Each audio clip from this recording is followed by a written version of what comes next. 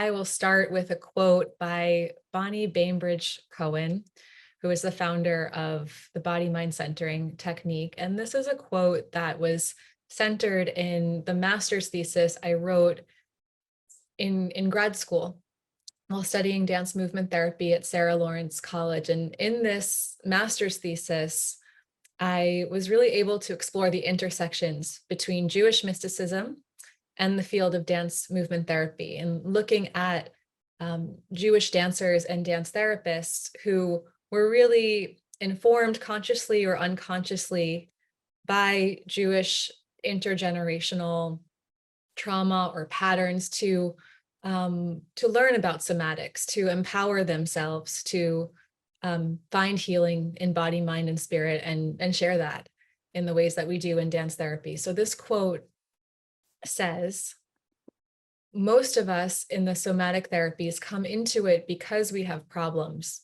We're inhibited in some way that prevents us from functioning the way we feel we should be able to.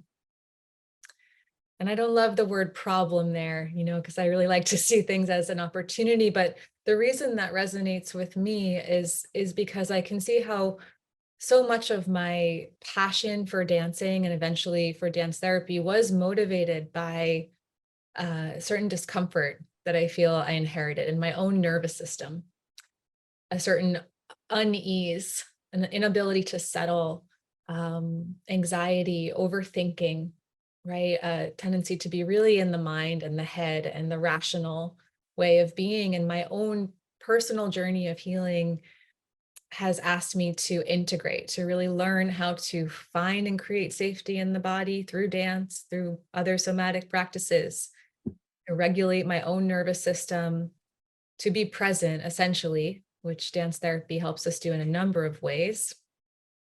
And this has been the thread, I would say, the continuous thread of my own life has been embodied practice and reconciling that with a Jewish body, with a Jewish lineage, with a Jewish past, and learning to kind of rewrite the core myth of our culture, which is exile, right? Rewriting that and saying, no, actually, it's safe to be here. It's safe to have a connection to the body and to the earth. I can't but help saying thank you. And so I have to say this too. The exile was mostly by the male rabbis who, because we were in exile, had to depend upon oral and written texts for survival. You lost the earth, you lost the feminine. So as you see yourself,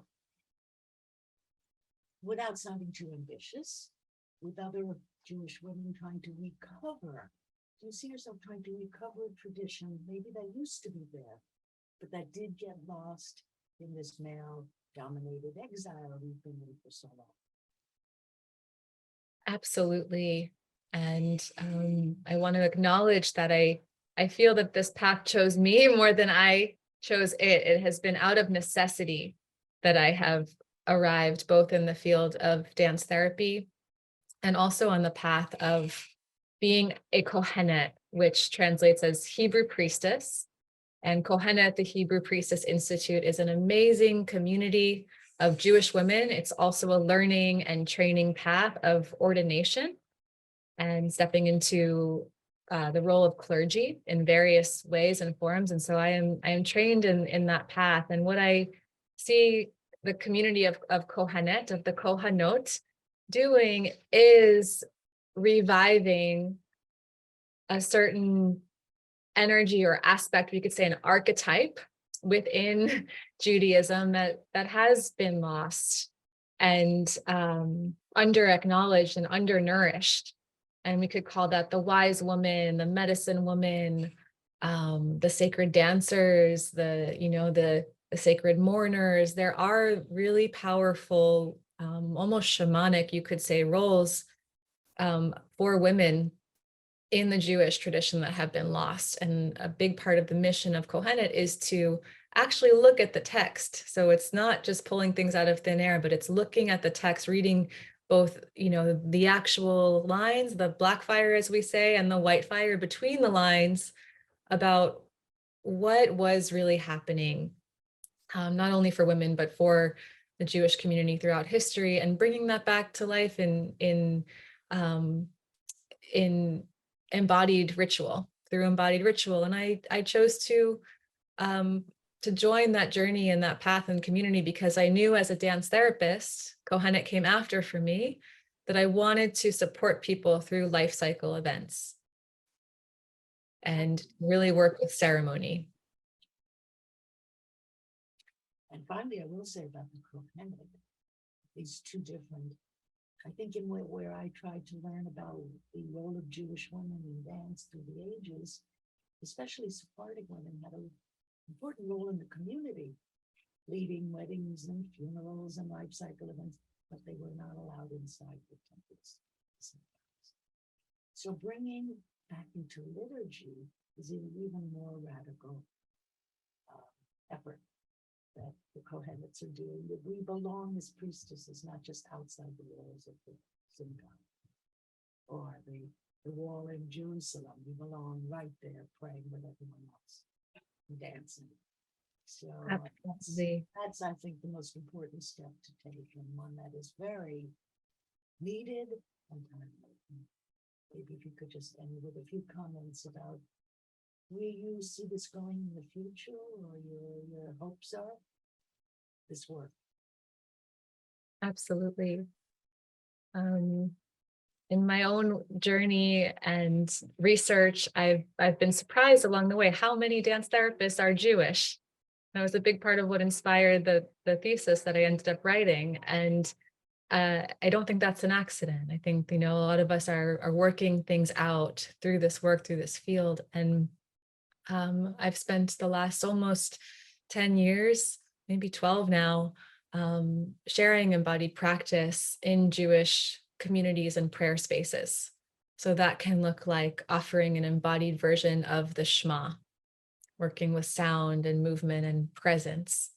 I've also offered ecstatic dances, right? Bringing my training as a dance therapist to curate a sound and dance journey to help people connect to their bodies, to find a different way to pray, a prayer that's more direct than the text. The text has so much value and beauty, right? There is also, we all know here that dance is another way to pray, and that's actually in our tradition, the practice of ecstatic dancing and circle dancing. So I have found it to be very nourishing in Jewish communities to have ways to connect to the body. And this is something I'm seeing more and more. More and more communities are receptive to. Of course, it depends where on the spectrum you are, from renewal to reform, conservative, orthodox. Every community and flavor of Judaism has its own set of culture, but more and more I see rabbis and communities are receptive to this and hungry for it. And I'll just share it as an example. On Rosh Hashanah, I DJ'd a dance journey at the inaugural gathering of a community called Temple of the Stranger, that a rabbi named Jericho Vincent, a really brilliant being, is birthing right now. And we had an incredible evening of ritual theater that included some liturgy, some of the traditional Rosh Hashanah liturgy, and also interactive, experiential, embodied activities. And it worked. By the end of the night, hearts were open, the shares were vulnerable. It felt like it could have been the end of a dance therapy group. And so I see embodiment more and more being infused into our communities.